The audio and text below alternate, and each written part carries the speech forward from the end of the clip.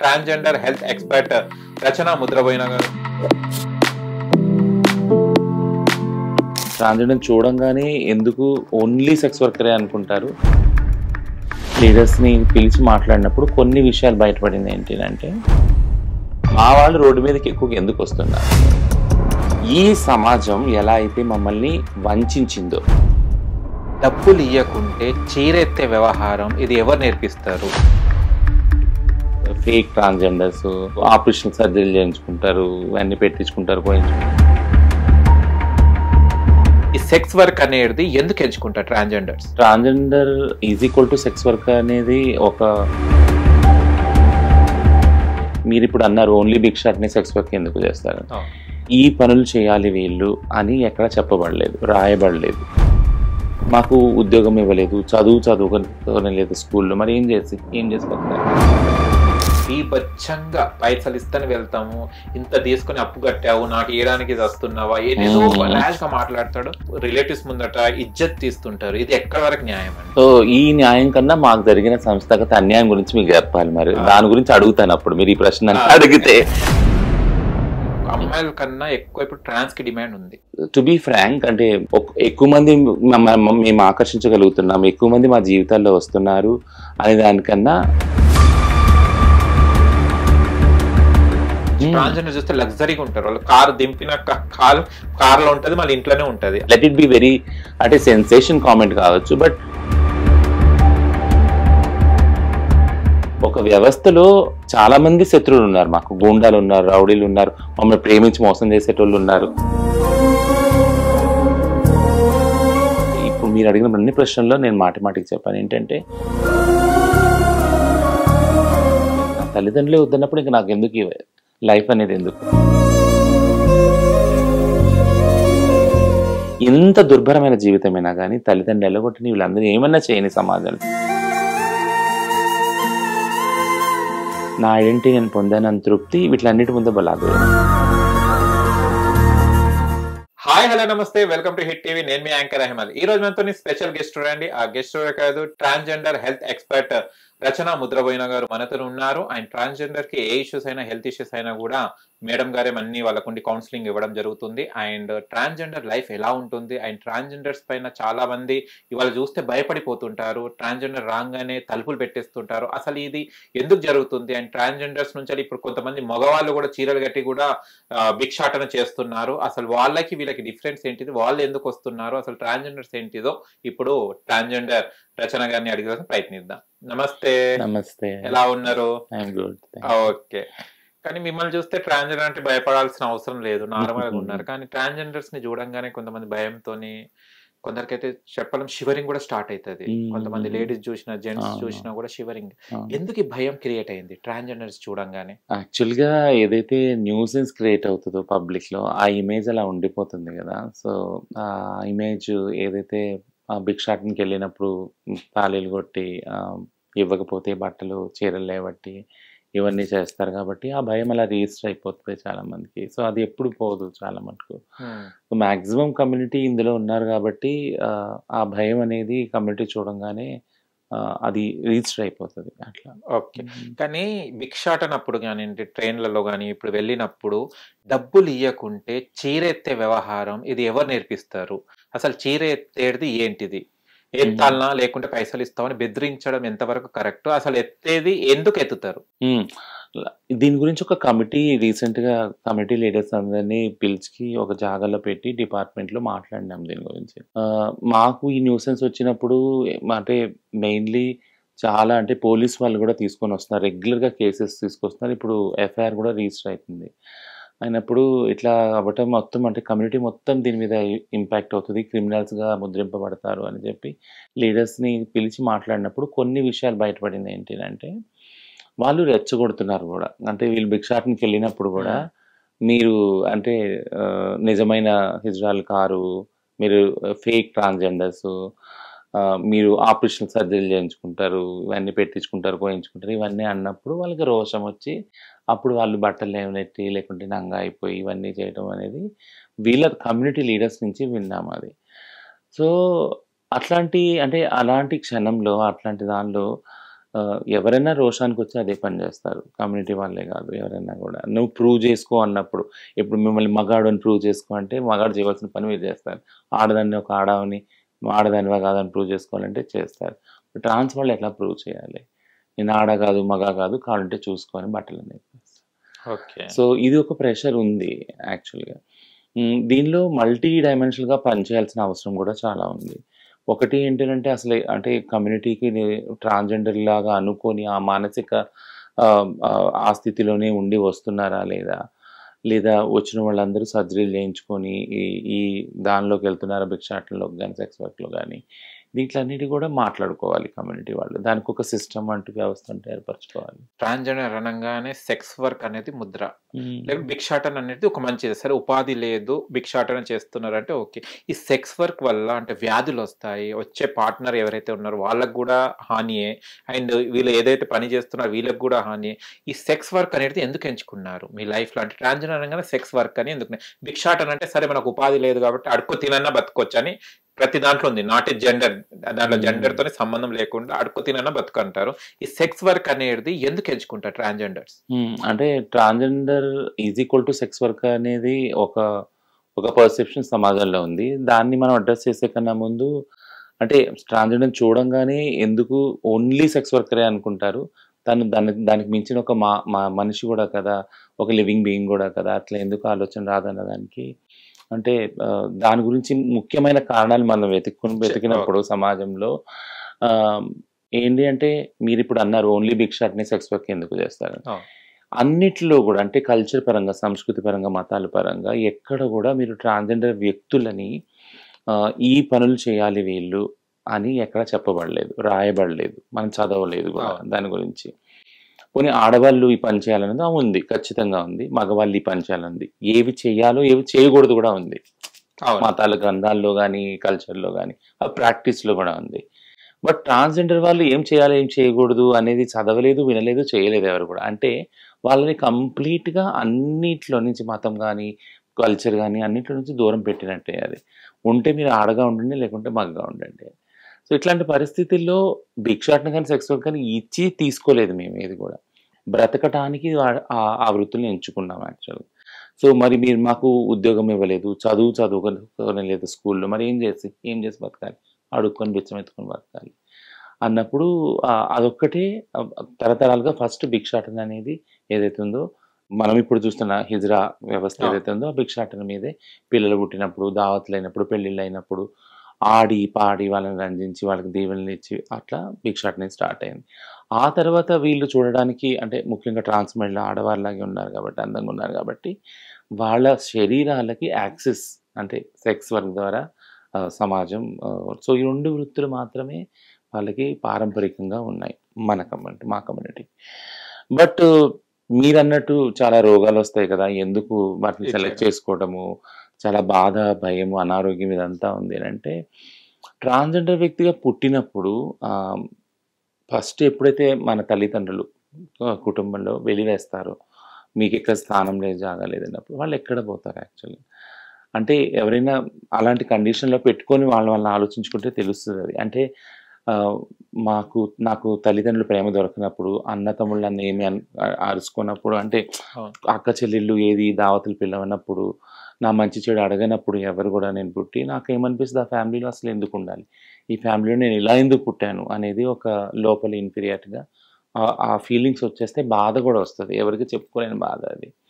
మాకు కనిపించేది బయటకొచ్చినాక హిజ్రా సముదాయం ఒకటే కాబట్టి వాళ్ళు బయటికెళ్ళంగానే మేమున్నాం రా అని వాళ్ళు ఒక నీడ్ ఇస్తారు, షెల్టర్ ఇస్తారు, ఫుడ్ ఇస్తారు. బట్ ఈ బాధ అయితే అట్లనే ఉండిపోద్ది. ఓకే. తల్లిదండ్రులు పంపించేసింది, ఇంట్లోంచి ఎల్లగొట్టింది, చదువుకోలేని బాధ, ఈ భిక్షమెత్తుకోవాలని ఎవరు కూడా అంటే పుట్టంగానే అనుకోరు కదా! నేను భిక్షమెత్తుకుంటాను పలానా టైంలో అనుకోరు గదా! ఎందుకు వేరే వ్యక్తి ముందు ఎళ్లి చేయి చాటి అడగాల్సొస్తుంది. ఇవన్నీ బాధ ఉంటుంది. అందరికీ ఉంటుంది యాక్చువల్‌గా. కానీ ఈ బాధ వల్ల ఎందుకు చెప్తున్నానంటే, ఈ బాధను అర్థం చేసుకోవాలని.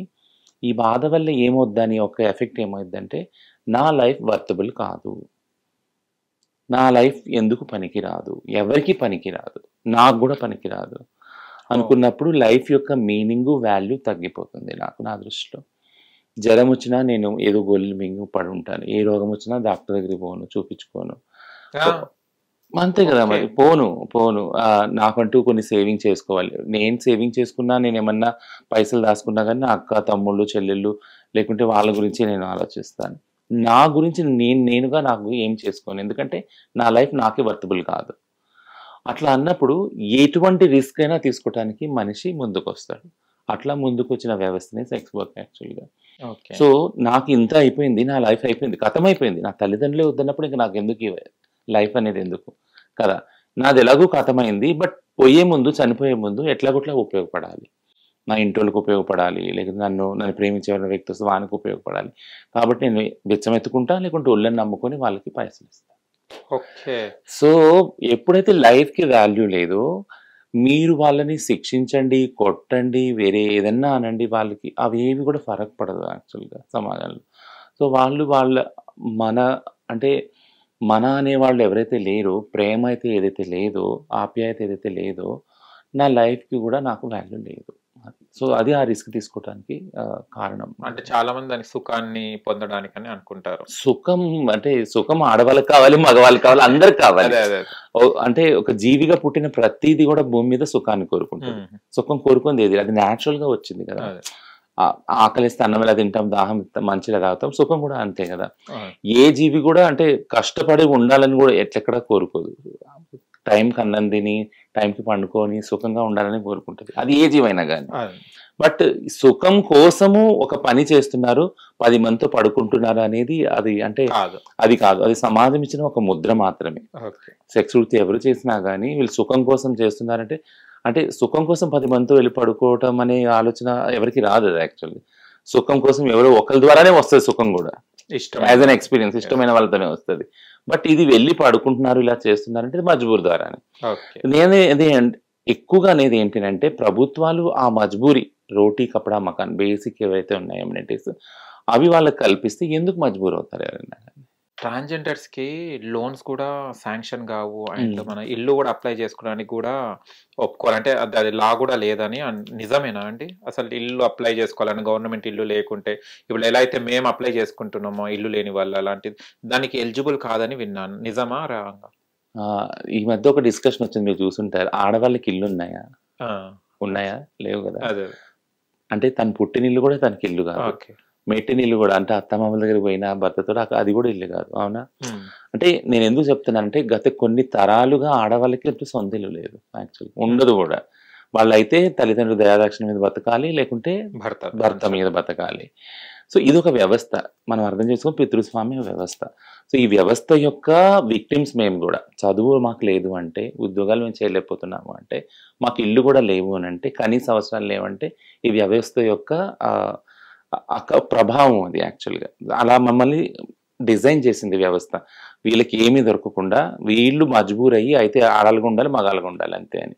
కాబట్టి ఇల్లుకు సంబంధించి ఇప్పుడు మీ విషయానికొస్తే, ఏదైతే మా హక్కులు సాధించుకున్న దిశలో 2014లో supreme court of India judgment వచ్చింది. దాన్ని బేస్ తీసుకొని ఇప్పుడు ఎక్కడన్నా చూడండి మొత్తం ఇండియాలో ఎవరికి ఉద్యోగం వచ్చినా, ఎవరికి కాలేజ్‌లో అడ్మిషన్ వచ్చినా, ఈ ట్రాన్స్‌జెండర్ వారికి ముఖ్యంగా అది ఆ జడ్జిమెంట్ పుణ్యమే.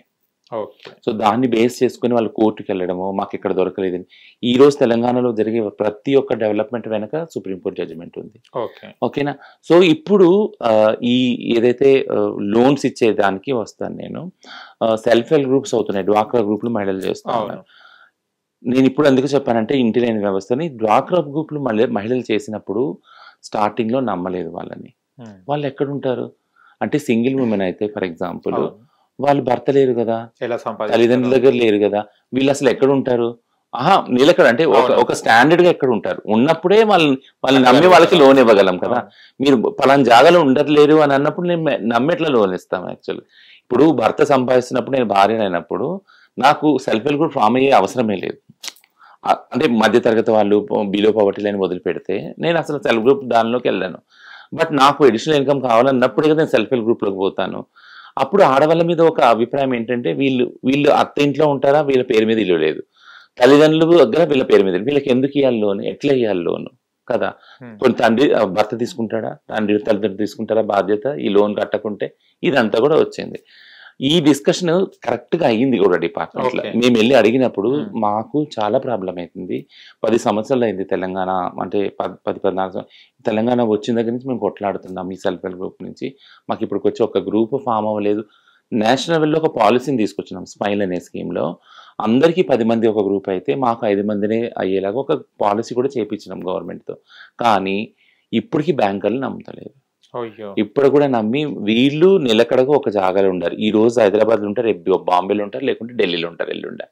కాబట్టి మేము వీళ్ళని నమ్మి ఇవ్వలేము అని ఒక ముద్ర ఉంది. సో ఆ నమ్మకాన్ని కల్పించుకోవటం, ట్రస్ట్ కల్పించడం అనేది చాలా long and lengthy process. Loans ఉండవు. ఉండవు. మళ్ళీ ఎలా అంటే, కానీ చాలా మంది ట్రాన్స్జెండర్స్ రిచ్గా ఉంటారు, గోల్డ్ వేసుకుంటారు, బిల్డింగ్స్ ఉంటాయి. ఇవన్నీ ఎక్కడి నుంచి వస్తాయి అంత రిచ్? అంటే ఈ వర్క్ చేసి సంపాదిస్తారా? ఇంకా వాళ్ళకి అదర్ సోర్సెస్ ఏమైనా ఉంటాయా? కొంచెం ట్రాన్స్జెండర్ చూస్తే లగ్జరీగా ఉంటారు. వాళ్ళు కారు దింపిన కార్లో ఉంటుంది, మళ్ళీ ఇంట్లోనే ఉంటుంది. అలాంటి ట్రాన్స్జెండర్స్ ఏంటిది అసలు? సో అంటే ట్రాన్స్జెండర్ వాళ్ళకి ముఖ్యంగా హిజ్రా వాళ్ళ మీద అనేది ఉండేది ఏకైక సెక్యూరిటీ ఏంటంటే ఇల్లు. అంటే వాళ్ళు ఇన్వెస్ట్ చేయగలిగేది ఒక ఫిక్స్డ్ ప్రాపర్టీ అంటే ఇల్లునే. ఎందుకంటే రేపొద్దున భిక్షాటం చేయకపోకుండా, లేకుంటే ఒళ్ళు అమ్ముకోలేకపోయినా కిరాయిలు వస్తాయి కాబట్టి అదొకటి. వాళ్ళకి ఒంటి మీద కలిపిన బంగారం అంతా ఏదైతే ఉందో అదే లిక్విడిటీ. వాళ్ళకి అకౌంట్లో పైసలు ఉండవు, క్యాష్ ఏమి ఉండవు, ఏది ఉండవు. ఉంటుందా? అకౌంట్ ఉన్నా కానీ అంటే ఉంటుందా? ఐడి కార్డ్సే లేనప్పుడు అకౌంట్ ఉండటం కష్టం కదా. ఆధార్ కార్డు, ఇప్పుడు కొత్తగా ట్రాన్స్జెండర్ కార్డు, పాన్ కార్డు, ఇవన్నీ కావాలి కదా అకౌంట్ కావాలంటే. సో నాకంటూ అడ్రస్ లేనప్పుడు నేను ఎక్కడో ఊర్లోంచి పల్లెటూరులోంచి వచ్చి సిటీలో బతకనీకి వచ్చాను. నేను నా డాక్యుమెంట్స్ అన్ని ఇంట్లోనే ఉన్నాయి నావి. నా 10th సర్టిఫికేట్ కానీ, నాకు ఆధార్ కార్డు అక్కడ వేరే ఉంటుంది, రేషన్ కార్డు కానీ, ఇవన్నీ. ఇప్పుడు సిటీలోకి వచ్చినప్పుడు నాకు ఇవన్నీ కొత్తగా ఎక్కడి నుంచి పుట్టుకొస్తాయి యాక్చువల్గా. అవి లేనప్పుడు నేనేం చేస్తా, పోయి బచ్చాటం చేసుకుంటా, పైసలు తెచ్చుకుంటా, ఖర్చు పెట్టుకుంటా, ఉన్న పైసలు సేవ్ చేసుకుంటా, అంటే యాజ్ ఎ లిక్విడ్ క్యాష్, లేదా బంగారం కొని పెట్టుకుంటా. ఒకవేళ ఒక రాత్రి నా బంగారం కానీ, నాకున్న లిక్విడ్ క్యాష్ కానీ దొంగతనం అయింది అనుకో, ఏమవుతుంది? రోడ్ మీద మళ్ళీ రోడ్డు మీదకి రావాలి నేను, మళ్ళీ కష్టపడి రూపాయి అని కూడా పెట్టుకోవాలి. సో ఇది దొంగతనం అయ్యే ఒక ఎగ్జాంపుల్ మాత్రమే చెప్తున్నాను. దీన్ని వేరు విధాలుగా కూడా చూడాలి. ఫర్ ఎగ్జాంపుల్, నాకు ఒక బాయ్ ఫ్రెండ్ ఉన్నాడు, నమ్మిచ్చాడు, పెళ్ళి అన్నాడు, అదన్నాడు, వాడికి అన్ని ఇచ్చాను, తాళాలు అన్ని ఇచ్చాను, పైసలు ఇచ్చాను. ఒక రోజు వెళ్ళిపోయాడు, ఎవరో ఒక అమ్మాయిని పెళ్లి చేసుకున్నాడు, అంత అయిపోయింది. మళ్ళీ నేను జీరోకి రావాలి కదా. సో ఇట్లా ఏంటంటే గవర్నమెంట్కి చెప్పేది ఏంటి అంటే, ఒక సిస్టమ్ని క్రియేట్ చేయండి. ఇది కష్టమైనది కూడా కాదు యాక్చువల్గా. కొన్ని దేశాల్లో క్రియేట్ అయ్యింది, బట్ ఇది కష్టమైనది కూడా కాదు. కాకపోతే మనసు లేదు గవర్నమెంట్కి చేయాలని. Okay, shocking. ఇది అకౌంట్స్ కూడా లేవు అంటే ఐడెంటిటీ లేదని. ఓట్ ఐడెంటిటీ ఉందా? అది 2009లోనే తొందరగా ఇస్తారు, మళ్ళీ ఇది ఎందుకు ఇవ్వరు? అంటే ఇప్పుడు కూడా, అంటే నేను పేరు చెప్పను, ఒకనొక అపోజిషన్ పార్టీ లీడరు, పెద్ద పేరున్న లీడరు, దేశమంతా తిరుగుతా మా దగ్గరకు వచ్చి అన్ని విన్నారు సమస్యలు. ఎంతమంది ఉంటారు మీరు? మేమని చూస్తున్నాం. ఎంతమంది అంటే, మళ్ళీ మీరు ఓట్ బ్యాంక్ గురించి ఆలోచిస్తున్నారా?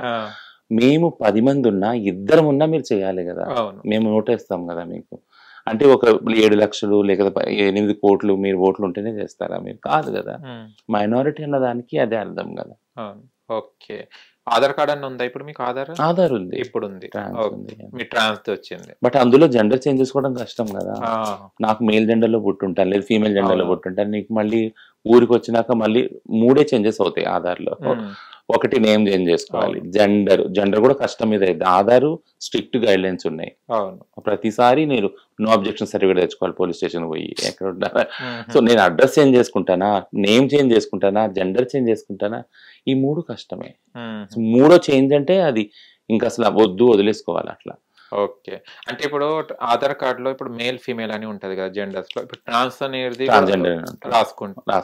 ఓకే, అండ్ చాలా వరకు ట్రాన్స్జెండర్స్ మన ఓపెనింగ్స్కి వెళ్తుంటారు, అక్కడ కుటుంబ సభ్యులు ఉంటారు, రిలేటివ్స్ వచ్చి ఉంటారు, బీభత్సంగా పైసలు ఇస్తని వెళ్తాము, ఇంత తీసుకుని అప్పు కట్టావు, నాకు ఇవ్వడానికి ఇది వస్తున్నావా, ఏదేదో ర్యాష్ గా మాట్లాడతాడు. వాడు అప్పటికే ఇల్లు అప్పుతోనే కట్టుకొని ఉంటాడు. రూపాయి అయినా కూడా వాడు ఏదో నలుగురిలో చేసుకోవాలనేది, ఏదో ఫంక్షన్ చేసుకుంటారు అవసరమని, అలాంటి వాటిలో కూడా పోయి వాళ్ళ రిలేటివ్స్ ముందట ఇజ్జత్ తీస్తుంటారు. ఇది ఎక్కడి వరకు న్యాయం అండి? సో ఈ న్యాయం కన్నా మాకు జరిగిన సంస్థాగత అన్యాయం గురించి మీకు చెప్పాలి. మరి దాని గురించి అడుగుతాను అప్పుడు. మీరు ఈ ప్రశ్న నన్ను అడిగితే. ఎంతవరకు న్యాయం అండి రేషన్ కార్డు లేకపోవడం, ఎంతవరకు న్యాయం అండి మాకు చదువులు లేకపోవడం, ఎంతవరకు న్యాయం అండి మాకు ఉద్యోగాలు లేకపోవడం, ఎంతవరకు న్యాయం అండి మేము వ్యాపారాలు చేసుకోలేకపోవడం. ఇవన్నీ ప్రశ్నలు ఎవరికైతే బాధ కలిగిందో వాళ్ళు ప్రభుత్వాలని అనాలి. ప్రభుత్వాన్ని ఎవరికైతే బాధలు కలుగుతున్నాయి మా కమ్యూనిటీ వల్ల, అంటే మా కమ్యూనిటీ సమర్థిస్తున్నాను కాదు, ఇవన్నీ ఏహ్యమైన చర్యలు, వీటిని ఖండిస్తున్నాం కూడా. మీరు చూడండి చాలా ప్రెస్ మీట్లు పెట్టి ఇట్లా చేయొద్దు కమ్యూనిటీ అని, కమ్యూనిటీలో కమిటీ లాగా ఏర్పరిచి ఇవన్నీ చేస్తున్నాం, కమ్యూనిటీతో పనిచేస్తున్నాం ఒకవైపు. అది అది అది చాలా బాధాకరమైనది కూడా. ఎందుకంటే ఇప్పుడు నేను పోయి ఒక వ్యక్తిని నువ్వు ఎందుకు ఇట్లా చేస్తావు అని అడిగితే ఆ వ్యక్తి ఏడ్చుకుంటూ ఒక రీజన్ చెప్తుంది మాకు. ఇప్పుడు తల్లిదండ్రులు వదులుకొని మా దగ్గరికి వచ్చి మేమే అన్నీ అనుకున్నప్పుడు, లేదు మమ్మీ ఇట్లా అయ్యింది, ఆయన అన్నాడు నువ్వు ఫేక్ అని, నువ్వు గోయించుకుంటావు, నువ్వు పెట్టించుకుంటావు, నువ్వు రియల్ కాదు, ఇవన్నీ అన్నాడని అందుకు అక్కడ ఇప్పాల్సి వస్తుంది అన్నప్పుడు వీళ్ళకి సమాధానం చెప్పాలా? అయ్యా మాకు లేదు, ఒక రేషన్ కార్డు ఇప్పియండి, ఇందిరమ్మ దానిలో ఒక ఇల్లు ఇప్పియండి, లేక ఇవన్నీ ఇచ్చేస్తే మేము ఇవన్నీ వదులుతామని నేను గవర్నమెంట్గా చెప్పాలా? చెప్పండి.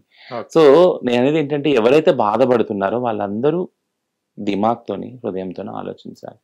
వీళ్ళు ఒక కమ్యూనిటీ ఎగ్జిస్ట్ అయి ఉన్నారు, వీళ్ళకి కావాల్సిన మినిమం అవసరాలు ఫస్ట్ వీళ్ళకి ఇద్దాం చూద్దాం అన్నప్పుడు ఇవన్నీ కూడా అడ్రస్ అవుతాయి. లేదు ఈరోజు మనం ఇల్లు ఓపెన్ చేస్తాం, మనం లోన్ తీసుకొని కట్టుకున్నాం, ఇదే మన వరకు కాన్సన్ట్రేషన్ ఉంటే కనుక ఆ ఇష్యూ అడ్రస్ కాదు, ఆ సమస్య అక్కడనే ఉంటుంది. కానీ ఈ మధ్యకాలంలో చూస్తుంటే ట్రాన్స్జెండర్స్తో పాటు ఇంకా మగవాళ్ళు కూడా చీరలు కట్టుకొని సిగ్నల్స్ దగ్గర, రైల్వే స్టేషన్స్లో కానీ అక్కడ కనిపిస్తున్నారు. అంటే దీని ద్వారా మీకేమైనా ఎఫెక్ట్ అవుతుందా? అంటే నైట్ మార్నింగ్ ఏమో అబ్బాయిలాగా ఉంటున్నారు, తర్వాత ఇంటికి వెళ్ళేసి వాళ్ళ పిల్లలతోని హ్యాపీగా ఉంటున్నారు, కానీ వాళ్ళు కూడా చాలా ర్యాష్గా, అంటే కొన్ని నేను ఇంటర్వ్యూ చేస్తూ అలా చెప్పడం జరిగింది. దీని ద్వారా ట్రాన్స్కి ఏమన్నా ఇబ్బంది కలుగుతుందా ఇలాంటి వాళ్ళకు? అంటే ఎవరెవరు చీరలు కట్టుకొని లేదా ఆడవాళ్ళు అడుక్కొని దీని గురించి, అంటే that is not at all our piece of cake అంటాను నేను అంటాను. ఎందుకంటే మేము ఎన్నో వ్యయ ప్రయాసాలతోటి ఎంతో మానసిక సంతులనం ఏర్పరచుకొని ఇంట్లో నుంచి వెళ్ళగొట్టబడినాక మేము మా పైసలు రూపాయి అడుక్కున్నది సేవ్ చేసుకుని సర్జరీలు చేసుకుని ఇట్లా తయారవుతాం కదా.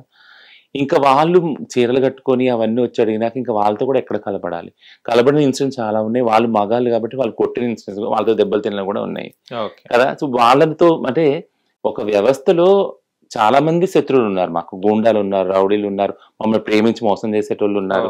మా తల్లిదండ్రులు అయితే ఎట్లనే ఉన్నారులే, వాళ్ళు అక్క తమ్ముళ్ళు అల్ల చెల్లెలు ముందు లిస్ట్ లోనే ఉన్నారు. బట్ వీళ్ళు కూడా పాపము అంటే చీరలు కట్టుకొని వస్తే వాళ్ళదే మజబూరి ఉందో, వాళ్ళు పాపం వాళ్ళ ఇల్లు గడక అట్లా వస్తున్నారేమో అని వాళ్ళని, they are not at all like a piece of cake. వాళ్ళు డీల్ చేయడం అనేది మాకు అసలు మా మెనూలో లేనే లేదు.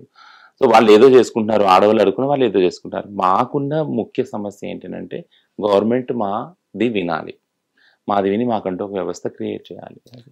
ఒకటి అడుగుతాను, అంటే చాలా మంది ఇప్పట్లో బాయ్స్ ఎవరైతే ఇప్పుడు కొంతమంది జాబ్ చేసే వాళ్ళు ఇక్కడ మనం చూస్తుంటాను, గచ్చిబౌలి సైడ్ కానీ, హైటెక్ సిటీ సైడ్ కానీ, కేపీహెచ్పి సైడ్ కానీ చాలా మంది ట్రాన్స్జెండర్స్ అబ్బాయిలను అట్రాక్ట్ చేస్తున్నారు.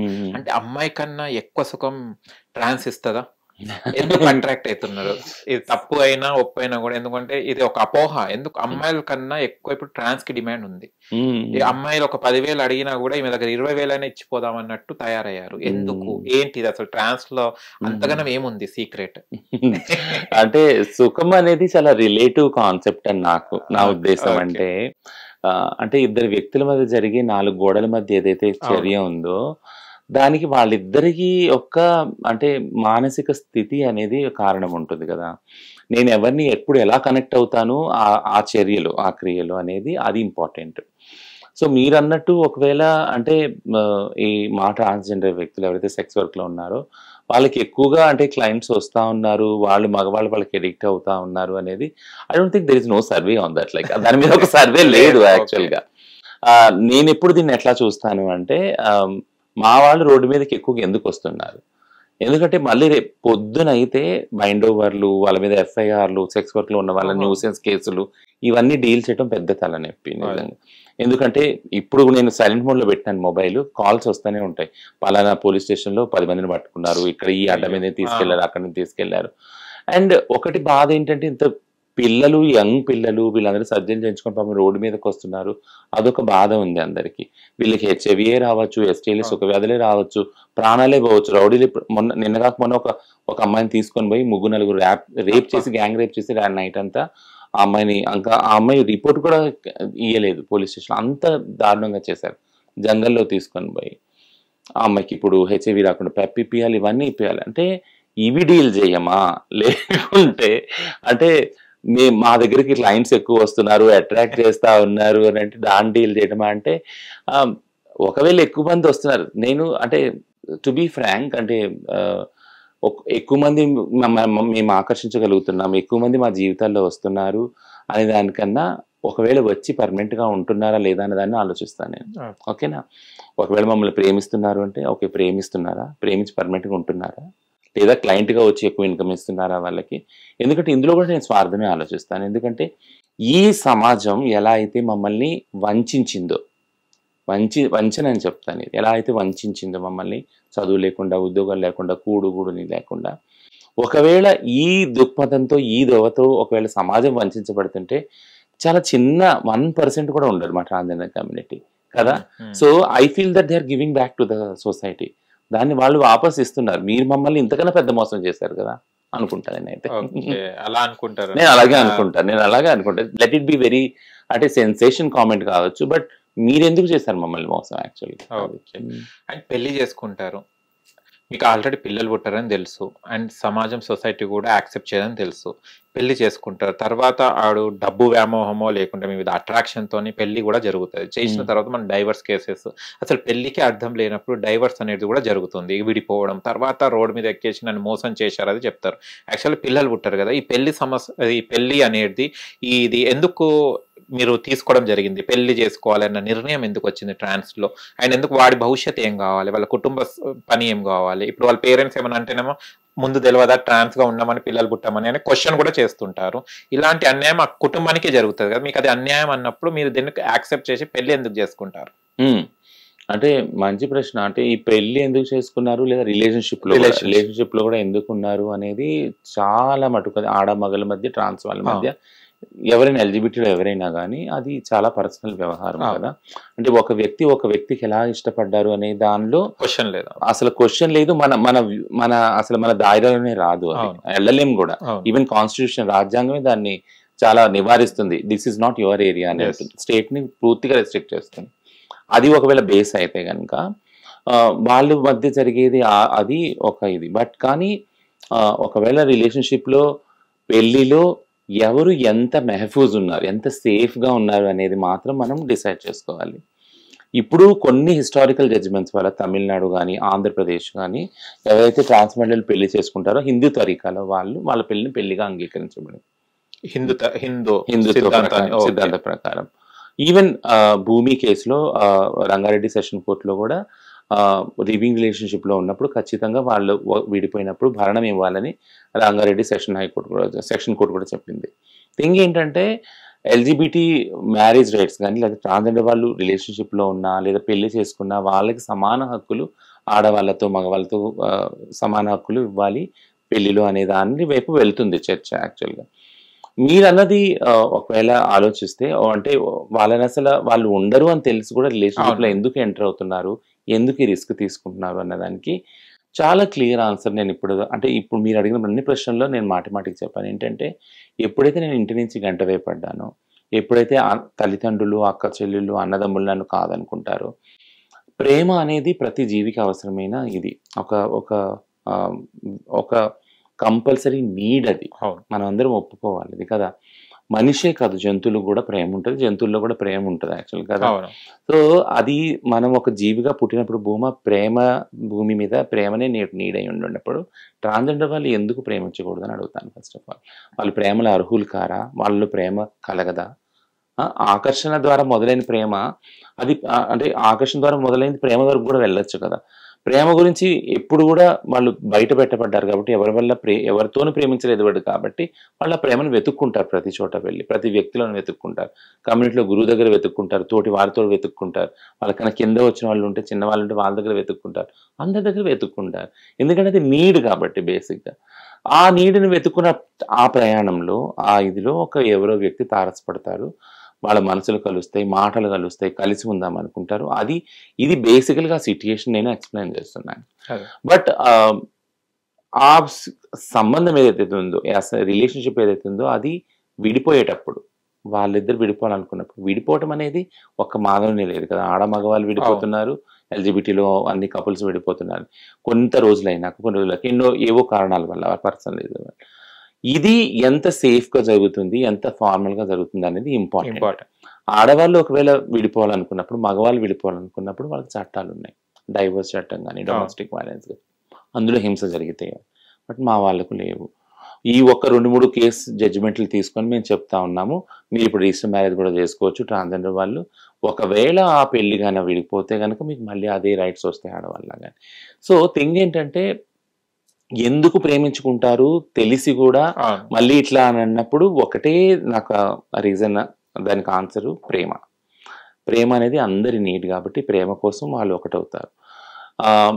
నాకు ఇది ఇసుకుంటుంది కాబట్టి నేను ప్రేమించడం అని అయితే ఎవరు అనుకోరు కదా, అవునా కదా.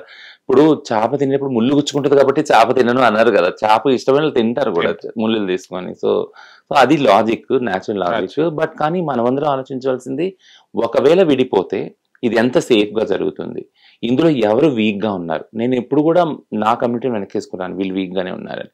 ఒకవేళ పెళ్లి చేసుకున్న ఆ వ్యక్తి ఎవరైతే ఉన్నారో ఎదుటి వ్యక్తి వాళ్ళు వీక్గా ఉన్నా, వాళ్ళు పూర్ బ్యాక్గ్రౌండ్ నుంచి వస్తున్నా, ఓకేనా, ఇద్దరు గురించి ఆలోచించాల్సిన అవసరం ఉంది. ఓకే. అండ్ సెక్స్ వర్క్ చేసేటప్పుడు రకరకాల కస్టమర్స్ వస్తుంటారు, క్లయింట్స్ వస్తుంటారు కదా. ఎప్పుడైనా ఇలా అంటే మీ కమ్యూనిటీలో ఇట్లా హింసించడం కానివ్వండి, ఏదైనా దెబ్బలు తాకడం, అంటే చాలా మృగంగా ప్రవర్తించిన వాళ్ళు మీకు వచ్చి కంప్లైంట్ చేసుకోవడం, ఇలాంటి ఏమైనా రోజులు ఉన్నాయండి?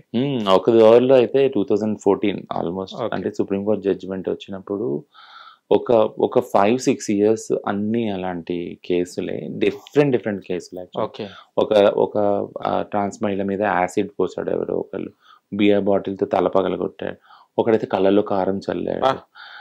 సో ఇవన్నీ ఇట్లాంటి రోజు మేము నైట్ అయితే ఐదర్ గాంధీ, ఉస్మానియా కానీ వెళ్ళేవాళ్ళం, ఉండేవాళ్ళం, లేదా ఏదో ఒక పోలీస్ స్టేషన్.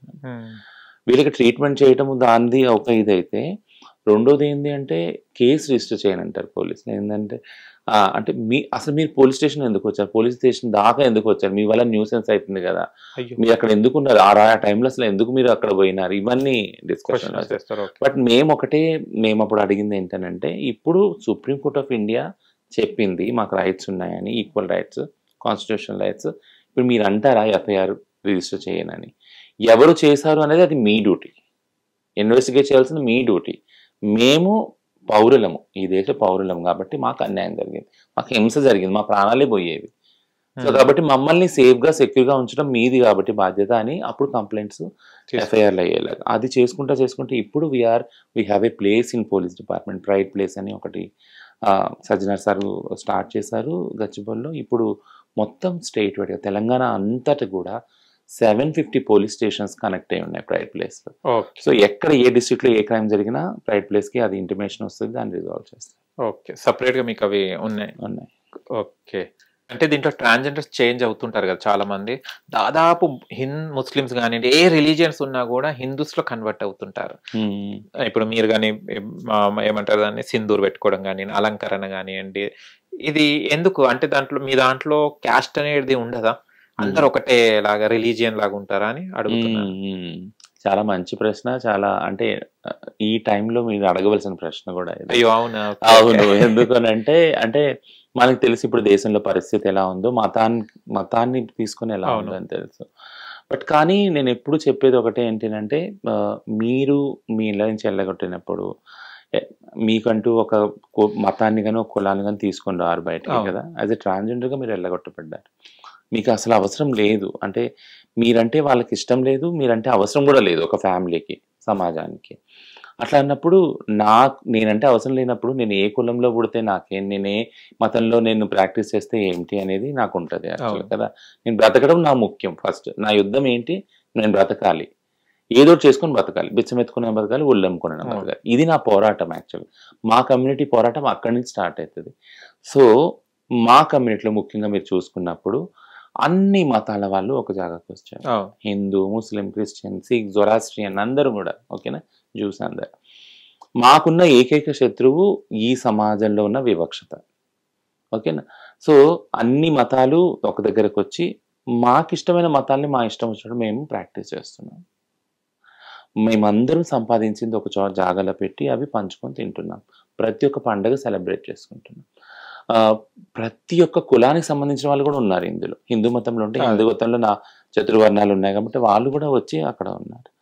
సో ఒక ఎగ్జాంపుల్, బెస్ట్ ఎగ్జాంపుల్ ఈ సమాజానికి మా కమ్యూనిటీనే ఇవ్వగలదు. ఏంటంటే ఇన్ని మతాలు ఉన్నా కూడా సామరస్యంగా ఒక చోట మనుషులు అనేవాళ్ళు, ఈ భూమి మీద పుట్టిన వాళ్ళు, మనుషులుగా బతికిన వాళ్ళు ఒక చోట ఉండొచ్చు, పీస్ఫుల్గా హ్యాపీగా ఉండొచ్చు, కలిసిమెలిసి ఉండొచ్చు, అన్నీ సెలబ్రేట్ చేసుకోవచ్చు. సో మానవాళికి మతం అనేది అంటే కొన్ని అంటే ఎక్స్పీరియన్స్ యొక్క సారాంశం కదా యాక్చువల్గా. మీరు ఏ గ్రంథం తీసుకున్న, మత గ్రంథం, బైబిల్ కానీ, ఖురాన్ కానీ, భగవద్గీత కానీ, ఇదంతా ఒక సారాంశం, మంచిగా బ్రతికే వాళ్ళని సారాంశం. ఆ మంచి అనేది సామరస్యంగా ఎలా బ్రతకాలనేది మా సమాజం చూపించింది. So transgender community is the only community in the world I can say which has stood against communalization. So communalization అనేది మా ఛాయలకు కూడా రాలేదు, ఎందుకంటే దాంతో డీల్ చేస్తాం మేము. మతాలతో ఎలా డీల్ చేయాలో మాకు బాగా తెలుసు. ఒక చోట ఉండి ప్రేమతోటి ఉండటం ఎలా అనేది చూపించాం. అది కానీ ఒక బాడీలో ఒక పార్ట్ పోతుంది అండ్ అప్పుడు మీ బాధ ఎలా ఉంటుంది అండ్ బాడీలో ఎనర్జీ లెవెల్స్ ఎలా ఉంటాయి అండ్ దీని తర్వాత ఎలాంటి హెల్త్ ఇష్యూస్ ఏమైనా వస్తాయా బాడీ చేంజ్ అయిన తర్వాత? మాట దగ్గర నాకు ఎంత హ్యాపీగా ఉంది టు బి ఫ్రాంక్లీ లైక్ అంటే అంటే ఏ భాగమైనా కానీ పోతుంది, ఇంకో భాగం వస్తుంది, ఇవన్నీ కూడా ఉన్నాయి సర్జరీస్ లో. శరీరం భాగంలో పోతుంది అనే బాధ కన్నా నేను పరిపూర్ణంగా ఒక నేను అనుకున్న శరీరాన్ని నేను పొందుతాను అనే తృప్తి ఏదైతే ఉందో ఇట్స్ అంటే అది మాకు అనుభవంగానే వస్తుంది. మళ్ళీ నేను అది చెప్తున్నా, ఎందుకంటే వి ఫీల్ 100% హ్యాపీగా ఫీల్ అవుతాం. అంటే ద మొమెంట్ సర్జరీ కంప్లీట్ అయినప్పుడు కళ్ళు తెరుచుకొని వావ్ నవ్ ఇప్పుడు నేను అనుకున్న జీవితంలో ఉన్నాను అనేది. Let it be. అంటే ఇది కంప్లీట్గా నా మానసిక పరిస్థితి, నా మానసిక సంతోషానికి సంబంధించింది కదా. ఎవరి గురించో నేను సర్జరీ చేసుకోలేదు, ఎవరి గురించో నేను ఇలా తయారవ్వలేదు, నా గురించి నేనయ్యాను. కాబట్టి ఎంత దుర్భరమైన జీవితమైనా కానీ తల్లిదండ్రులు ఎల్లగొట్టిన వీళ్ళందరూ ఏమన్నా చేయని సమాజంలో నన్ను చీత్కరించుకొని ఏమన్నా చేసుకొని, కానీ నేను అనుకున్న నా శరీరాన్ని నేను పొందాను, నా ఐడెంటిటీ నేను పొందాను అని తృప్తి వీటిలన్నిటి ముందు బలాదురస్. ట్రూ. ఓకే, అంటే యంగ్ లో ఉన్నప్పుడు ఒకలాగా, తర్వాత మన ఏజ్ వస్తున్న కొద్ది ఏమైనా ఇష్యూస్, హెల్త్ ఇష్యూస్ అలాంటిది ఏమైనా అయితే అండి? హెల్త్ ఇష్యూస్ అందరికీ ఉంటాయి, ట్రాన్స్ వాళ్ళకి కొద్దిగా ఎక్కువ ఉంటాయి. అంటే ఎప్పుడైతే ట్రాన్సిషన్ అవుతారో హార్మోన్స్ రెగ్యులర్ గా తీసుకోవాల్సి వస్తుంది. స్పెసిఫిక్ కేర్ అంటే ఏదైతే సర్జరీస్ చేసుకుంటారో దానికి సంబంధించి స్పెసిఫిక్ కేర్ తీసుకోవాల్సి వస్తుంది. రెగ్యులర్గా డాక్టర్ దగ్గరికి వెళ్ళి 3 నెలలకు ఒకసారి విజిట్ చేసుకొని చేయాల్సి వస్తుంది. వీటి వల్ల అంటే ఇప్పుడు శరీరంలో ఏదైనా ఒక భాగం తీస్తే మీరు అన్నట్టు వేరే భాగాల మీద దాని ఇంపాక్ట్ పడుతుంది, దాని బరువు పడుతుంది.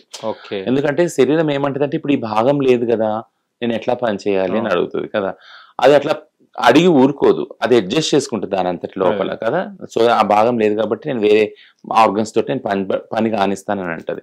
ఇదంతా మనకు తెలియదు, శరీరం దానంతా అది ఆటోమేటిక్ చేసుకుంటుంది లోపల. కాబట్టి that's a burden over the body, ఒక పార్ట్ తీసేస్తే. అది కాక మా వాళ్ళు కొంతమంది కొన్ని పార్ట్స్ పెట్టుకుంటారు కూడా మళ్ళీ బయట నుంచి. ఇది మళ్ళీ అడుగుతుంది, ఇదేంటి కొత్తగా నువ్వేమి ఎడిషన్ చేసావు మళ్ళీ బాడీకి అని అడుగుతుంది. దీన్ని ఎట్లా నేను క్యారీ చేయాలి? సో వీటిలన్నిటిని బాడీ దాని అంతా అది అడ్జస్ట్ చేసుకుంటుంది. బట్ బాడీతో మాట్లాడటం చాలా ఇంపార్టెంట్ డైలీ. హెల్త్ ఎక్స్పర్ట్ గా నేను అదే డైలీ నా పని ఏంటంటే please speak with your body. అది ఒక ట్రాన్స్జెండర్ వాళ్ళకి కదా, ఆడవాళ్ళకి మగవాళ్ళకి చాలా అవసరం. ఏంటంటే మీ బాడీని మీరు అర్థం చేసుకోండి ఫస్ట్, అది ఏం అడుగుతుంది, ఎక్కడ కష్టపడుతుంది చూడండి. సో అది మీరు గనక తొందరగా మీ ఇమ్యూనిటీ పడిపోయిందంటే బాడీ రెస్ట్ అడుగుతుంది. మీరు అంతలా పని చేయకండి, మీరు 2 రోజులు పండుకోండి, రెస్ట్ ఇవ్వండి బాడీకి, అప్పుడు మీరు ఇమ్యూనిటీ మళ్ళీ పెరుగుతుంది అలా. సో థింగ్ ఏంటంటే డయాబెటిక్ కానీ, బ్లడ్ ప్రెషర్ కానీ, థైరాయిడ్, ఇవన్నీ సమస్యలు ట్రాన్స్ వాళ్ళకి కూడా వస్తాయి. అడిషనల్ గా ఏదైతే సర్జరీస్ చేసుకుంటారో దానికి సంబంధించిన కేర్ తీసుకోకపోతే ఇంకా ప్రాబ్లమ్స్. సో ఈ 2 చాలా ఇంపార్టెంట్. ఒక కాంప్రహెన్సివ్ హెల్త్ కేర్ చాలా ఇంపార్టెంట్. అండ్ ఇప్పట్లో చూస్తే కదా రకరకాలుగా అసలు అమ్మాయి కూడా పనికిరాదు అలా మెయింటైన్ చేస్తున్నారు. స్కిన్ టోన్ కానివ్వండి, హెయిర్ కానివ్వండి, చాలా ఫిజిక్ కానివ్వండి, చాలా మెయింటైన్. చిన్న వయసు నుంచి కూడా ట్రాన్సిషన్ కానీ చాలా ఖర్చు అవుతుంది కదండి. మినిమం నుంచి ఉంది, అంటే ఒక 2.5 lakhs నుంచి కూడా సర్జరీ స్టార్ట్ అవుతున్నాయి. ఎన్ని సర్జరీస్ కావాలనుకుంటే బాడీకి అంత డబ్బులు ఖర్చు అవుతాయి. డబ్బుతో కూడుకున్నది మొత్తం. ఇది అంతా కూడా ఎందుకు చేస్తారంటే ఒక మెంటల్ స్టేజ్ ని పొందటానికి, నేను నా బాడీని చూసుకుంటే చాలా ఇదిగా ప్రౌడ్గా ఫీల్ అవుతున్నాను. అయినా ఇప్పుడు ఇవి బట్టలు కానీ స్టిచ్చింగ్ కానీ మీకు సపరేట్ టైలర్స్ ఏమైనా డిజైనర్స్ ఉంటారా, లేకుంటే లేడీస్ టైలర్స్ దగ్గరికి వెళ్తుంటారు? ఓకే, వెళ్ళినప్పుడు ఎలా వాళ్ళు రిసీవ్ ఫస్ట్ లో? అంటే మొహమాటం, అంటే నేను ఎంత హ్యాపీగా ఫీల్ అయినా కూడా ఒక దగ్గర వెళ్ళాలంటే కొంచెం హెజిటేషన్ అనేది ఉంటది కదా, వెళ్ళినప్పుడు వాళ్ళు ఎలా ట్రీట్ చేస్తారు టైలర్స్ కానీ అలా? మాక్సిమం మేము వెళ్ళేది ఆడ టైలర్స్ ఉంటారు. ఆడవాళ్ళు ఎప్పుడు కూడా మమ్మల్ని అక్క చెల్లెలుగానే భావిస్తారు. సో మేము అడుగునేటప్పుడు కూడా ఆడవాళ్ళ దగ్గరికి వెళ్ళి అడగము కదా, మగవాళ్ళనే అడుగుతాం. మమ్మల్ని ఇబ్బంది పెడతారు. కరెక్ట్. ఎందుకంత ఎందుకంటే ఇబ్బంది రావడానికి కారణం కూడా మీరే. మేము ఇలా అవటానికి కూడా కారణం ఈ పితృస్వామి వ్యవస్థే కదా. సో ఐడియల్ గా నేను ఏమంటానంటే మాకు ఉద్యోగాలు రాకపోవడం మీద అంత కారణం కాబట్టి వెంటపడి వేధించి మరి పైసలు తీసుకుంటాం మగాళ్ళు కనపడితే అది. సో మేము వెళ్ళేది లేడీస్ టైలర్సే.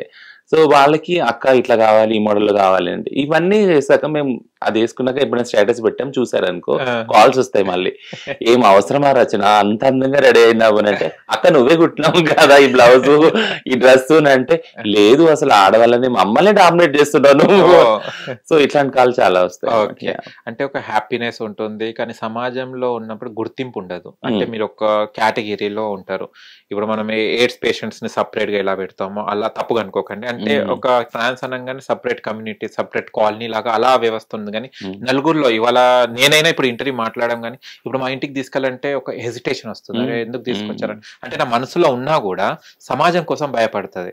నలుగురిలో మిమ్మల్ని తిరగడానికి ఇప్పుడు ఫోన్ లో మాట్లాడతారు, ఎక్కడైనా ఉంటే కూడా మీ ప్రైవేట్ గా మీకు మీట్ అవ్వడానికి కూడా వస్తారు, కానీ సమాజంలో మిమ్మల్ని తీసుకెళ్లి నడవడానికి ఇష్టపడరు సమాజం. ఎలా ఫీల్ అవుతారు? అంటే నేను మమ్మల్ని ఎందుకు ఇలా పక్కకు పెట్టేస్తున్నారన్న ఫీలింగ్ ఉంటుందా? ఫీలింగ్ ఉంటుంది. అంటే ఆ ఆప్యాయత, ప్రేమ లేదు, దాన్ని కోల్పోతున్నాం అనేది ఒకటి ఉంటుంది. అది అంటే నేను మీకు ఇంతకుముందు కూడా చెప్పాను, నాకు పెళ్ళి 23 ఏళ్ళు యాక్చువల్గా. ఓకే, నేను రిలేషన్షిప్ లో పెళ్ళి అయ్యి. సో బట్ తనతో ఇప్పుడుకొచ్చి తన ఐడెంటిటీ నేను రివీల్ చేయలేను, నేను తన ఫోటోలు కూడా నేను పబ్లిక్ చేయలేను, ఇదంతా కూడా ఉంది. బట్ ఆ వ్యక్తి నన్ను ప్రేమిస్తున్నాడా, ఎంత బాగా ప్రేమిస్తున్నాడు అనేది నాకు ఇంపార్టెంట్, అది ఎంత హ్యాపీగా ఉంటున్నాను అనేది ఇంపార్టెంట్. సో అంటే ఇది టెక్నికల్గా ఎందుకు చెప్తున్నానంటే సైకలాజికల్గా ఆ దారులు వెతుక్కుంటారు ఏ మనిషి అయినా కానీ, ఇర్రెస్పెక్ట్ ట్రాన్స్ మేల్ ఫీమేల్. నాకు ఇక్కడ ఇది దొరకట్లేదు సైకలాజికల్గా ఫిజికల్గా అన్నప్పుడు వేరే దారులు వెతుక్కుంటారు. అది బేసిక్ హ్యూమన్ నేచర్ అది. సో మీరు అన్నట్టు బాధ ఉంటుంది స్టార్టింగ్లో, గుర్తొచ్చినప్పుడు కూడా బాధపడతాం. బాధపడటానికి కారణాలు కూడా యాజ్ ఎ హెల్త్ ఎక్స్పర్ట్ చెప్తానంటే హార్మోన్స్ అనేవి ఉన్నాయి. మానవ శరీరంలో హార్మోన్స్ చాలా ఇంపాక్ట్ చూపిస్తాయి. ఓకేనా, మీరు ప్రేమ అనేది ఏదైతే ఉందో, డోపమైన్ అనేది హార్మోన్ కదా, అది ప్రేమను రాగానే అది ఒక్కసారి బాడీలో ఇలా పైకి వచ్చేసి ఆ ఫీలింగ్స్, ఆ బాడీ హెల్తీగా అవడం ఇవన్నీ కనపడతాయి, మొహం మీద కూడా కనపడతాయి ఆ మార్పులు. ఎప్పుడైతే మీరు సాడ్నెస్లోకి వెళ్ళిపోతారో వెంటనే ఆ లెవెల్స్ పడిపోవడము, అంత చిక్కా కావడం, దాని ఇంపాక్ట్ ట్రామాలోకి వెళ్ళిపోవడము, ఇదంతా ఉంటుంది. థింగ్ ఏంటంటే ఇది అందరూ మగవాళ్ళు అందరిలో ఉంటుంది. ట్రాన్స్జెండర్ వాళ్ళలో ఇది తరచూ జరుగుతూ ఉంటుంది. అంటే తరచూ రిలేషన్షిప్స్లో ఫెయిల్ అవ్వటము, ఎక్స్పెక్టేషన్స్ ఉండి ఫెయిల్ అవ్వటం జరుగుతుంది.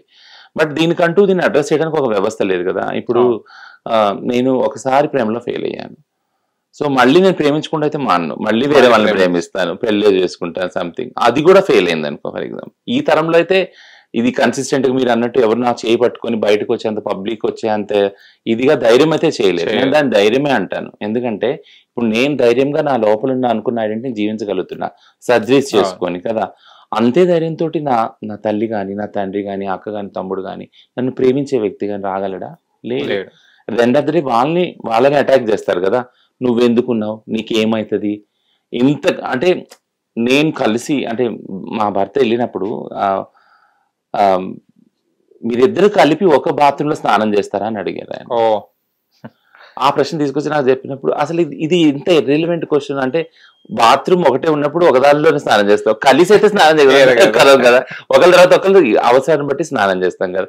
ఇంకా అనుకున్నాను, ఓహో అంటే బాత్రూమే కాదు బెడ్ మీద కూడా ఒకళ్ళు ఇద్దరు పడుకుంటారంటే. ఇవన్నీ అంటే ఏంటంటే ఇదంతా పితృస్వామ్య వ్యవస్థ యొక్క భావజాలం. ఇది అది మీరు అన్నారు కదా, ట్రాన్స్జెండర్ చూడంగానే సెక్స్ వర్కరు వీళ్ళు ఇట్లానే చేస్తారు, సెక్స్ అనేది వచ్చేస్తుంది ఒక్కసారి మైండ్లో, ఇట్లా స్పార్క్ అవుతుంది అనమాట.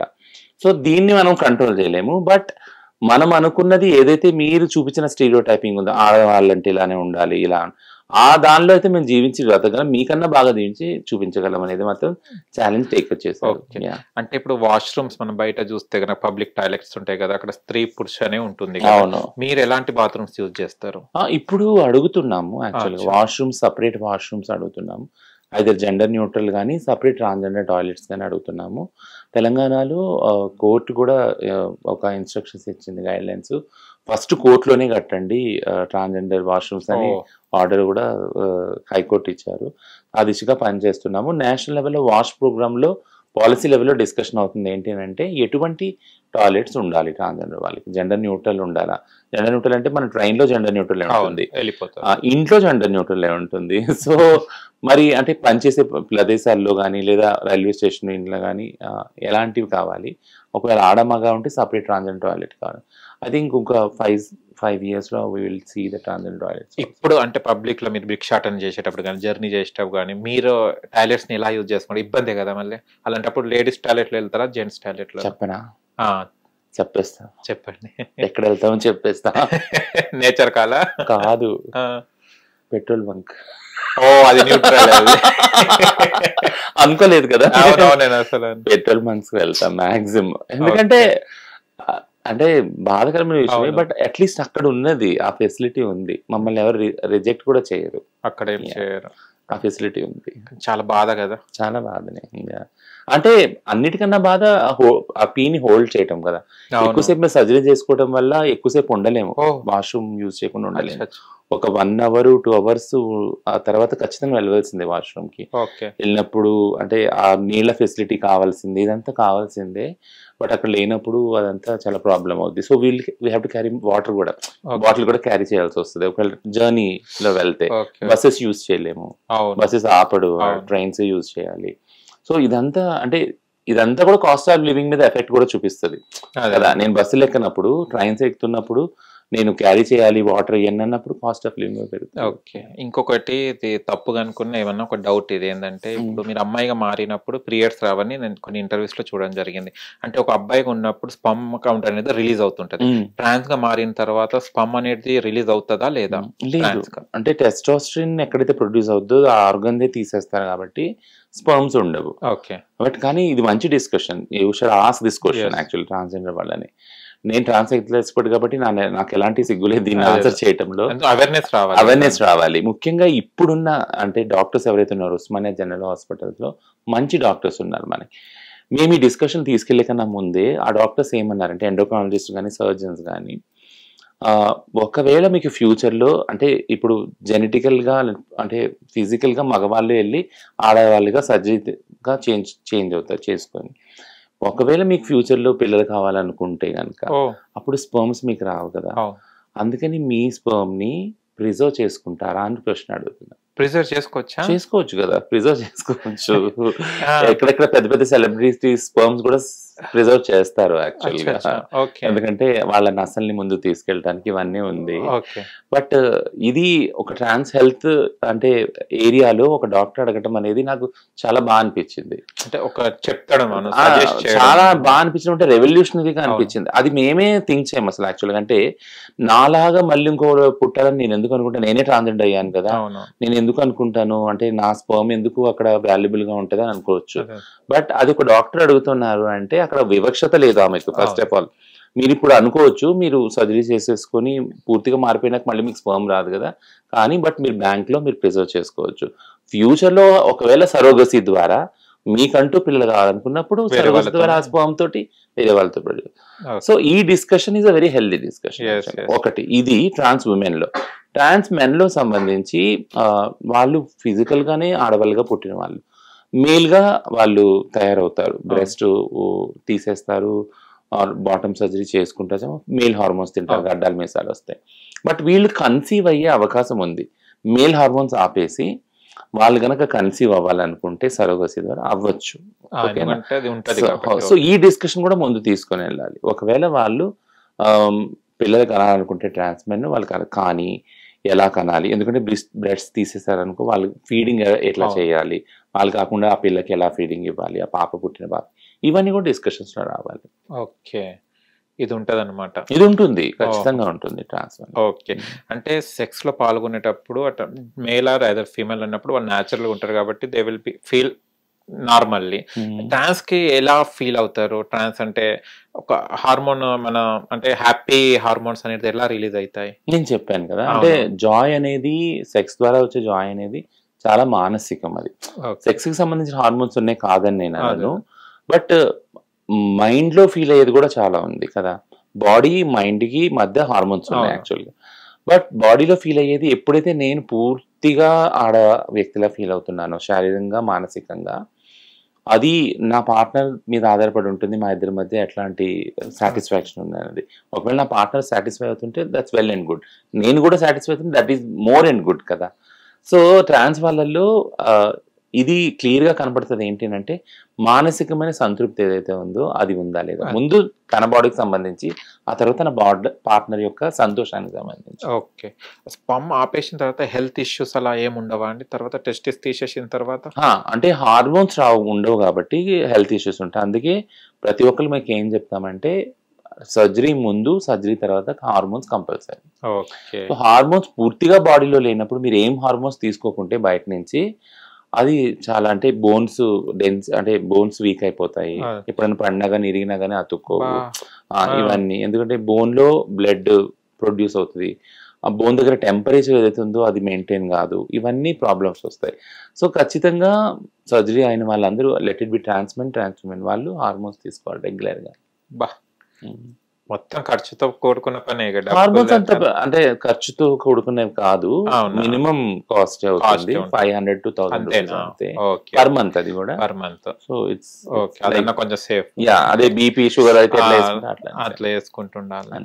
కానీ ఎప్పుడైనా సింగిల్ గా ఉన్నప్పుడు అంటే ఒక స్త్రీ ఒక పురుషుడు ఉన్నాడు, ఈ ట్రాన్స్ అనేది దేవుడు ఎందుకు పుట్టించాడని, దేవుడు దైవం మీరు దేవుడు పుట్టిస్తేనే కదా మీరు కూడా ఇష్టపడుతూ నేను ట్రాన్స్ కి వస్తాను అనుకోలేదు. దేవుడిని ఎప్పుడైనా ప్రశ్నించుకున్నారా? ఎందుకు అంటే నువ్వు పుట్టించినోడివే మమ్మల్ని ఇక్కడ వెలవేయబడుతున్నారు ఎందుకు అని దేవుడిని ప్రశ్నించారా ఎప్పుడైనా? కరెక్ట్. అంటే రెండు ఉన్నారు, మీరు ఫస్ట్ అన్నారు అలోన్ గా సింగిల్ గా ఉన్నప్పుడు మీరు ఆలోచిస్తాను, సింగిల్ గా ఉన్నప్పుడు I'm the happiest person life.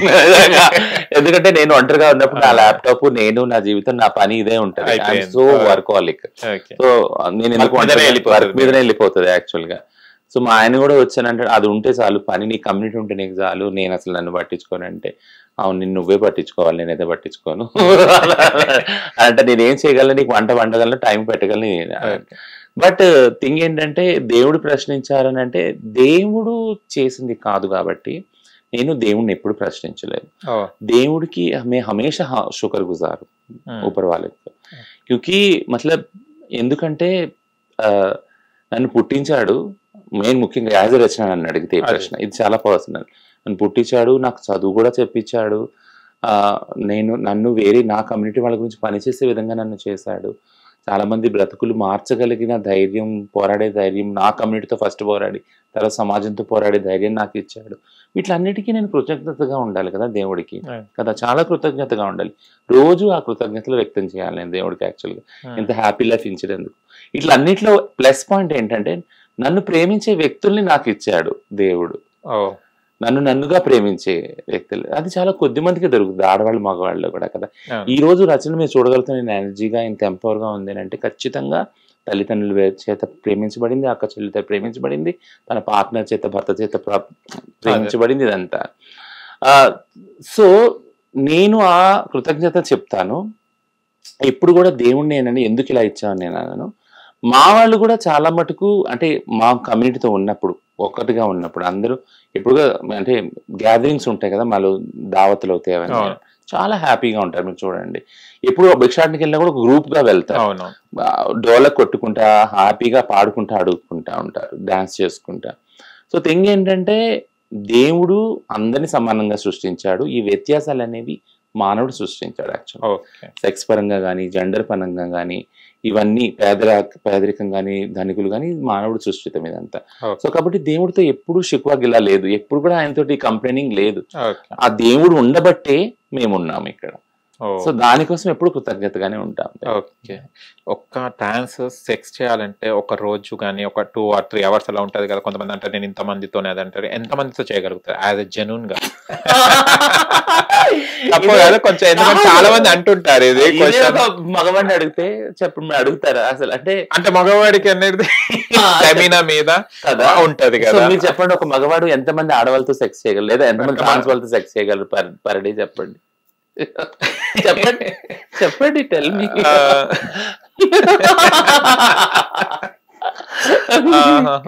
కదా. అంటే అంటే 2 విషయాలు.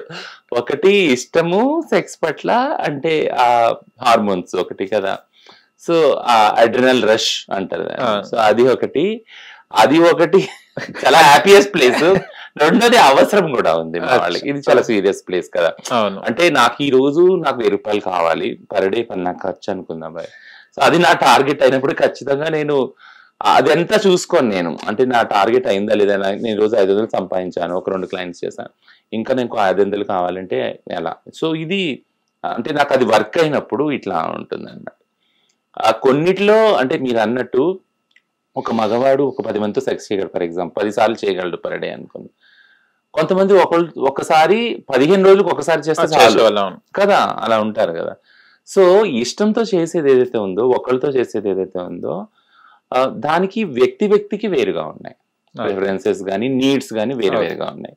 సో ట్రాన్స్ వాళ్ళని అట్లా సమాజం చూస్తుంది కాబట్టి వాళ్ళలో బాగా సెక్స్ ఇమిడి కూరి ఉంటది, కొట్టుకెళ్ళేది అలా లేదు. కేవలం నేను ఇది చాలా ఇంటర్వ్యూస్ లో చెప్పాను, ట్రాన్స్ వాళ్ళు అంటే పొద్దున మేలుకొని రాత్రి వరకు సెక్స్ చేస్తూనే ఉంటారు. అది కాదు, సెక్స్ వర్కర్ అన్న వాళ్ళు కూడా పొద్దు నుంచి రాత్రి వరకు సెక్స్ చేస్తూ ఉండరు కదా. సెక్స్ వర్క్ అనేది ఒక పని. అది అంటే ఇప్పుడు ఇల్లు కట్టడంలో మేస్త్రీలు వీళ్ళందరూ ఎట్లా పని చేస్తారు, లేదా వంట వండటం ఎట్లా ఒక పనో, అది ఒక పనిలా చేస్తారు వాళ్ళు. దానివల్ల వాళ్ళకి ఇన్కమ్ వస్తుంది కాబట్టి చేస్తారు వాళ్ళు కదా. So yeah. మీకేమైనా నియమాలు అవి ఉంటాయండి దేనికి? అంటే ట్రాన్స్జెండర్ గా మారిన తర్వాత మనం ఇలా ఈ పద్ధతిలోనే ఉండాలి, ఇలానే ఫాలో కావాలి అని ఏమన్నా ఉంటుందా రూల్స్? అంటే with in community, hijra community చాలా రూల్స్ అండ్ రెగ్యులేషన్స్ ఉంటాయి. పెద్దవాళ్ళని గౌరవించటము, చిన్నపిల్లలు వస్తే ఆదరించటము, ఇవన్నీ విత్ ఇన్ అంటే కలిసి మెలిసి ఉండటం మెయిన్. బయట వాళ్ళకి న్యూసెన్స్ కలగకుండా ఉండటం, ఒకళ్ళొకళ్ళు అండర్స్టాండింగ్ చేసుకుని ఉండటం. బట్ నియమ నిబంధనలు పర్సన్ కి వేరుగా ఉంటాయి. విత్ ఇన్ హిజ్రా కమ్యూనిటీ కూడా యాజ్ ఎ కమ్యూనిటీ వేరే ఉంటాయి, విత్ ఇన్ పర్సన్ కూడా వేరు ఉంటాయి అన్నమాట. బట్ ఆ డిస్కషన్ ఇంకా ఈ జనరేషన్ లో జరగట్లేదు, నేను ఎలా ఉండాలని. ఇప్పుడు దీని పర్యవసానం, ఇప్పుడు ఈ మధ్య నేను చెప్పాను కదా, కమిటీలు పెట్టేటప్పుడు ఎందుకు పిల్లలు వెళ్ళి బట్టలు ఇప్పుతున్నారు, ఈ గృహప్రవేశాలు కానీ ఈ పూజలు అయినప్పుడు ఎందుకు ఇప్పుతా ఉన్నారు అంటే, వెళ్ళి వాళ్ళతోటి కల్చర్ అంటే ఏంటి, హిజ్రా కల్చర్ అంటే ఎలా ఉండాలి, ఏం చేయాలి, ఏం చేయకూడదు అనేది మనం అసలు ఎప్పుడు మాట్లాడలేదు మన పిల్లలతో కూర్చొని. సో కాబట్టి అది చెయ్యాలి. సో అది చేసినప్పుడు చేస్తారా, దాన్ని పాటిస్తారా అనేది వేరే విషయం. అట్లీస్ట్ మనం మాట్లాడామా లేదా అనేది ఇంపార్టెంట్. ఇంకో విషయము అంటే మీది ఇప్పుడు కొంతమంది వంశాన్ని పెంచుకుంటుంటాం. ఇప్పుడు మేము ఇప్పుడు మ్యారేజ్ చేసుకునేది మన వంశం నిలబడాలని, అంటే మీకు ఒక వంశం అనేది మీ వరకే అయిపోతుంది. తర్వాత ఏంటిది అంటే మీరు ఓల్డ్ ఏజ్ అంటే పిల్లల్ని ఇప్పుడు మేము కనాలి అన్నా కూడా పిల్లలు మనకు ఫ్యూచర్ లో చూస్తారు అన్న కాన్సెప్ట్ మీద ఉంటుంది. చూసినా చూడకుండా అదొక సైకాలజీగా ఉంటుంది. మన పిల్లలు మనకు చూస్తారు వృద్ధులు అయినప్పుడు, ఓల్డ్ ఏజ్ అయినప్పుడు. మీకు ఇప్పుడు వయసులో ఉన్నప్పుడు మంచి వర్క్ చేస్తారు, అందరూ ఉంటారు. బట్ ఆఫ్టర్ ద ఓల్డ్ అయినప్పుడు మనం మంచం మీద ఉన్నప్పుడు మీకు ఎలా ఉంటుంది, ఎవరు చూసుకుంటారు బాగోగులు, మీ రెస్పాన్సిబిలిటీ? ఇది అంటే 2 విధాలుగా చెప్తాను. కల్చర్ పరంగా ఏదైతే హిజ్రా కమ్యూనిటీ ఉందో అది కేవలం దీనికోసమే ఫామ్ అయ్యింది. అంటే బ్రతికంతకాలం నేను ఎనర్జీగా తిరిగి సంపాదించి ఏదైతే కొంత పైసలు నేను కూడబెడతానో, సేవ్ చేస్తానో, నా తర్వాత వచ్చేవాళ్ళు దాన్ని ముందుకు తీసుకొని వెళ్తాను. అది పరంపర కల్చర్ కానీ, హిజ్రా కల్చర్ కానీ, ఒకళ్ళొకళ్ళు కలిసిమెలిసి బ్రతకటం కానీ, ఓకేనా, రెస్పెక్ట్గా ఉండటం కానీ, ఇదంతా కూడా. ప్లస్ పెద్దవాళ్ళని చూసుకోవటం. సో హిజ్రా కల్చర్లో పెద్దవాళ్ళని చూసుకోవాలి, పెద్దవాళ్ళని గౌరవించాలి, వాళ్ళకి కేర్ తీసుకోవాలి, వాళ్ళకి పోయేంత వరకు వాళ్ళకి సుఖమైన జీవితాన్ని వాళ్ళకి ఉంచాలి అనే దాని మీద బేస్ మీద హిజ్రా కల్చర్ ఫామ్ అయ్యింది. సో కాబట్టి ట్రాన్స్ ఉమెన్ కి వెసులుబాటు ఉంది, ట్రాన్స్ మెన్ కి లేదు యాక్చువల్గా. ఇప్పుడు నేను ఇండిపెండెంట్ ట్రాన్స్ ఉమెన్ ఎవరైతే ఉన్నారో కల్చర్లో లేరో, ట్రాన్స్ మెన్ విషయానికి వస్తాను, వాళ్ళకి ఈ నీడ్ చాలా. సో వాళ్ళకి షెల్టర్ రూమ్ కానీ ఇట్లాంటివన్నీ కూడా గవర్నమెంట్ స్టార్ట్ చేయాలి, ఆ దిశగా పనులు చేస్తారు. లాస్ట్ క్వశ్చన్, మన సీఎం రేవంత్ రెడ్డి గారు జాబ్స్ కూడా ఇవ్వడం జరిగింది ట్రాఫిక్ పోలీస్ గా. ట్రాన్స్జెండర్స్ కి అండ్ ఇప్పుడు వచ్చిన గవర్నమెంట్ మీ కమ్యూనిటీకి ఎంతవరకు సపోర్టబుల్ ఉంది? అది మాత్రం చాలా బాగా చెప్పగలను. ఎందుకంటే మొత్తం ఇండియాలోనే తెలంగాణ వైపు ఇప్పుడు తిరిగి చూస్తున్నారు అందరూ. ఎందుకంటే 33 డిస్ట్రిక్ట్లో ట్రాన్స్జెండర్ హెల్త్ క్లినిక్స్ ఉన్నాయి, గవర్నమెంట్ హాస్పిటల్స్లో ఉన్నాయి. 44 మెంబర్స్కి ట్రాఫిక్ అసిస్టెన్స్ ఇచ్చారు. ఇంకా 100 ప్రామిస్ చేశారు. ఇంకా 20 మెంబర్స్కి మెట్రోలో జాబ్స్ వచ్చినాయి. 20 మెంబర్స్కి మెట్రోలో జాబ్ వచ్చినాయి. సో స్కాలర్షిప్స్ కూడా, ఎడ్యుకేషన్ స్కాలర్షిప్, పెన్షన్ ప్లస్ ఇల్లు, ఇవన్నీ కూడా ఇంకా నడుస్తున్నాయి డిస్కషన్స్. మోస్ట్లీ ఈ ఇయర్ ఓకే చేయొచ్చు. థింగ్ ఏంటంటే మన స్టేటు అందరికన్నా లాస్ట్ మనం స్టార్ట్ చేసాం. అంటే గవర్నమెంట్తో పనిచేయడం, గవర్నమెంట్ కూడా అట్లా లాస్ట్ పిలిచింది కూడా మనతో కలిసి పనిచేయడానికి. బట్ మనం ద బెస్ట్గా ఉన్నాం మొత్తం కంట్రీలో చూసినప్పుడు. So Telangana is the best example across the country. ఇక్కడ ఏదైనా డిస్కషన్ చేసి గవర్నమెంట్తో నెగోషియేట్ చేసుకొని సాధించగలుగునే వాతావరణం ఉంది యాక్చువల్గా. ఓకే. ట్రాన్స్ పిల్లలు చదువుకోవాలంటే ఎక్కడ వెళ్తారండి? స్కూల్స్కి? లేదు, అది ఇంకా పాలసీ లెవెల్లో రాలేదు. సో జెండర్ కన్ఫర్మింగ్ పిల్లలు అంటే నేను పిల్లగా ఉన్నప్పుడు నాకే తెలియదు ఏంటి ట్రాన్స్ అని. నాకు కన్ఫ్యూజన్ ఉంటుంది, ఏంటి నేను అంటే ఆడపిల్లలు కూర్చోవాలని ఉంది, ఈ మగవాళ్ళు నాకు ఇష్టం లేదు, నేను ఏ వాష్రూమ్కి వెళ్ళాలి, ఇదంతా కన్ఫ్యూజన్ ఉంటుంది. అట్లాంటి వాళ్ళకి సపోర్ట్ ఉండాలి, ఒక కౌన్సిలర్ సపోర్ట్ ఉండాలి. ఆ సపోర్ట్ సిస్టమ్ లేదు ఇంకా. సో దాని గురించి పనిచేయాలి. ట్రాన్స్జెండర్ గా కానప్పుడు చదివిన చదువు మీకు ట్రాన్స్జెండర్ గా ఉపయోగపడుతుందా? చాలా. చదువు ఒక్కటే బలమైన ఆయుధం. బాబాసాహెబ్ అంబేద్కర్ చెప్పినట్టు చదువు లేకపోతే ఏది కూడా కాదు, ఏ మార్పు కూడా కాదు. ఓకేనండి, థ్యాంక్ యూ సో మచ్ అండి. చాలా విషయాలు తెలుసుకున్నాం కొన్ని. Thank you so much. Happy Diwali. Thank you. Happy Diwali. Hit TV app, ఇందులో short news, live news, entertainment shows, movies, digital magazines తో పాటు మీ జిల్లా వార్తలను కూడా ఫ్రీగా చూడొచ్చు. ఇంకెందుకు ఆలస్యం, వెంటనే హిట్ టీవీ యాప్ ని డౌన్లోడ్ చేసుకుని ఫ్రీగా ఎంటర్టైన్మెంట్ పొందండి. Hit TV app. Hit TV app. Please download hit TV app. Hit TV app ని ఫ్రీగా డౌన్లోడ్ చేసుకుని ఎంజాయ్ చేయండి. మీకు నచ్చిన ఎంటర్టైన్మెంట్ కోసం హిట్ టీవీ యాప్ ని ఫ్రీగా డౌన్లోడ్ చేసుకుని ఎంజాయ్ చేయండి. హిట్ టీవీ యాప్ ని డౌన్లోడ్ చేసుకుని ఆస్వాదించండి, ఆశీర్వదించండి. ఇంతమంది సెలబ్రిటీలు హిట్ టీవీ యాప్ ని డౌన్లోడ్ చేసుకోండి అని చెప్తున్నారంటే ఎంత మంచి యాప్ ఆలోచించండి. అమెరికా అమెరికా అమెరికా అమెరికాలో చదవాలనుకునే వాళ్ళకి విశ్వసనీయమైన పేరు మన శౌర్య కన్సల్టెన్సీ. UK లో 1 year masters, UK లో 1 year masters, 2 years work permit up to 5 years visa. Contact Shaurya Consultancy. Contact 89851 89851.